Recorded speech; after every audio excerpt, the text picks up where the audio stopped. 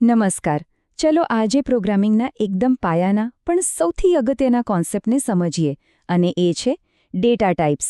એમ સમજો કે આ એ પાયો છે જેના પર આખું સોફ્ટવેર ટકેલું છે. પણ આ ડેટા ટાઈપ છે શું? ચાલો જરા ઊંડા ઉતરીને જોઈએ. ક્યારે વિચાર્યું છે કે કમ્પ્યુટર માટે તો બધું જ બસ વન્સ એન્ડ ઝીરોઝ એટલે કે 1 અને 0 જ છે.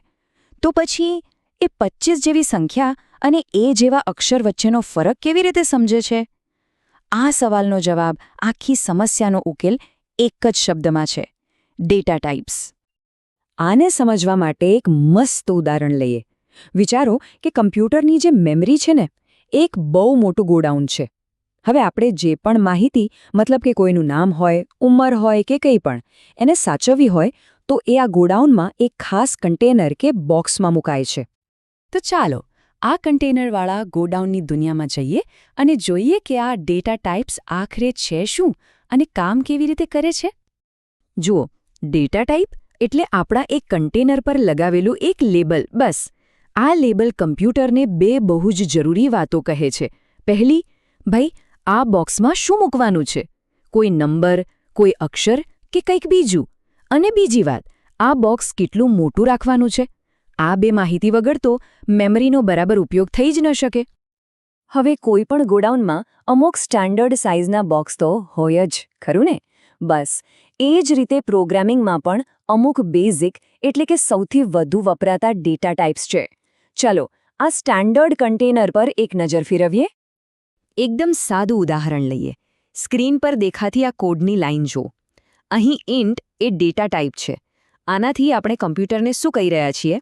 આપણે કહી રહ્યા છીએ કે મારે એ જ નામનું એક કન્ટેનર જોઈએ છે જે પૂર્ણાંક સંખ્યા એટલે કે ઇન્ટીજર રાખી શકે, અને હા, એમાં 25 મૂકી દેજે. સિમ્પલ. ઓકે, તો આ ટેબલમાં આપણા ગોડાઉનના અમુક મેઇન સ્ટાન્ડર્ડ બોક્સીસ છે. એન છે પૂર્ણાંક સંખ્યાઓ માટે, જેમ કે કોઈની ઉંમર. 4 છે ફક્ત એક અક્ષર માટે, જેમ કે ગ્રેડ A. પછી ફ્લોટ અને ડબલ છે પોઇન્ટવાળી એટલે કે દશાંશ સંખ્યાઓ માટે, જેમ કે પાઈની કિંમત કે પગાર. હવે આ વોઇડ શું છે? એનો સીધો મતલબ છે કંઈ નહીં અથવા ખાલી. એ કોઈ ડેટા સાચવતું નથી, પણ એ બતાવે છે કે અહીંથી કોઈ વેલ્યુ પાછી નથી આવવાની. પણ શું થાય જો આ સ્ટાન્ડર્ડ બોક્સ આપણા કામ માટે બરાબર ફિટ ન બેસે તો? શું આપણે એને બદલી શકીએ, એને કસ્ટમાઇઝ કરી શકીએ? અને સારી વાત એ છે કે જવાબ છે હા, બિલકુલ કરી શકીએ. આપણે આ કન્ટેનરને આપણી જરૂરિયાત પ્રમાણે બદલી શકીએ છીએ. અને આ એક એવી સમસ્યા છે જે પ્રોગ્રામર્સને વારંવાર નડે છે. વિચારો કે દુનિયાની વસ્તી જેવો મોટો આંકડો, જે અબજોમાં છે, એને સ્ટોર કરવો હોય તો? આપણું પેલું નાનું ઇન્ટ બોક્સ તો છલકાઈ જશે. બસ આવી જ સમસ્યાઓને ઉકેલવા માટે મોડિફાયર્સ કામમાં આવે છે. આ ડાયાગ્રામ બહુ સરસ રીતે બતાવે છે કે ઇન્ટ કન્ટેનર સાથે શું શું કરી શકીએ. જો નાનું અને એફિશિયન્ટ બોક્સ જોઈતું હોય તો શોર્ટ વાપરી લો, અને જો પેલી દુનિયાની વસ્તી જેવો મોટો આંકડો રાખવા માટે એક ખૂબ મોટું બોક્સ જોઈતું હોય તો લોન છે ને. આનાથી મેમરીનો ઉપયોગ કેવી રીતે કરવો એનું પૂરું કંટ્રોલ આપણા હાથમાં આવી જાય છે. હવે સાઇન્ડ અને અનસાઇન્ડ વચ્ચેનો ફરક સમજવો બહુ જ અગત્યનો છે. સમજો કે સાઇન્ડ કન્ટેનર જે બાય ડિફોલ્ટ હોય છે એ બેંક એકાઉન્ટ જેવું છે. એમાં પ્લસ અને માઇનસ બંને વેલ્યુ આવી શકે. પણ અનસાઇન્ડ કન્ટેનર ફક્ત પ્લસ વેલ્યુ જ રાખી શકે. હવે આનો ફાયદો શું? કારણ કે એને માઇનસ નંબરો માટે જગ્યા રોકવાની જરૂર જ નથી. એ બધી જગ્યાનો ઉપયોગ કરીને એ ડબલ સાઇઝનો પોઝિટિવ નંબર સ્ટોર કરી શકે છે. અને આ કોન્સેપ્ટ ખાલી ઇન્ટ માટે જ નથી. જેમ કે અહીં જોઈ શકાય છે, નાના 4 કન્ટેનરને પણ આ જ રીતે સાઇન્ડ અને અનસાઇન્ડ બનાવી શકાય છે. આ બતાવે છે કે પ્રોગ્રામિંગ લેંગ્વેજની ડિઝાઇનમાં કેટલી કન્સિસ્ટન્સી રાખવામાં આવે છે. તો સવાલ એ થાય કે આ બધી માથાકૂટ કરવાની શું જરૂર છે? શું આપણે દરેક વખતે સૌથી મોટું કન્ટેનર વાપરીને શાંતિથી બેસી ન શકીએ? ના, બિલકુલ નહીં. અને એનું કારણ છે 2 શબ્દો: એફિશિયન્સી અને સ્પીડ. જુઓ, 1 4 એટલે કે ખાલી એક અક્ષર, એને સ્ટોર કરવા માટે ફક્ત 1 બાઇટ જગ્યા જોઈએ. કેટલી નાની અને એફિશિયન્ટ. હવે એની સામે ડબલને જુઓ. એક ડબલને 8 બાઇટ્સ જોઈએ, એટલે કે એક અક્ષર કરતાં 8 ગણી વધારે જગ્યા.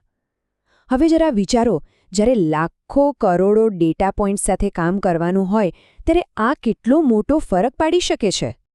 અને આ વાત આખી ચર્ચાનો સાર કહી દે છે.